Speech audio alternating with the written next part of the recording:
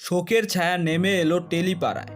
হঠাৎ করেই অসুস্থ হয়ে হাসপাতালে ভর্তি জনপ্রিয় অভিনেত্রী তানিয়া বৃষ্টি। সামাজিক যোগাযোগ মাধ্যমে তার অসুস্থতা আর এরপর থেকে ভক্তদের মাঝে নেমে এসেছে উদ্বেগ আর উৎকণ্ঠা। বিস্তারিত জানাচ্ছি তার আগে আপনি যদি আমার চ্যানেলে নতুন হয়ে থাকেন তাহলে চ্যানেলটি সাবস্ক্রাইব করে পাশেই থাকুন, ধন্যবাদ।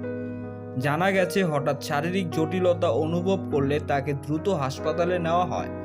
বর্তমানে তিনি চিকিৎসকদের নিবিড় পর্যবেক্ষণে রয়েছেন।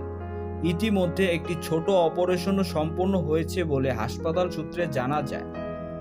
হাসপাতালের একটি ছবি ইতিমধ্যেই ভাইরাল হয়েছে, যেখানে দেখা যাচ্ছে অপারেশন থিয়েটারে চিকিৎসকরা ব্যস্ত সময় পার করছেন। তবে পরিবার থেকে জানানো হয়েছে আতঙ্কের কিছু নেই, তিনি এখন আগের চেয়ে অনেকটাই স্থিতিশীল। তানিয়া বৃষ্টি ছোট পর্দার একজন পরিচিত মুখ।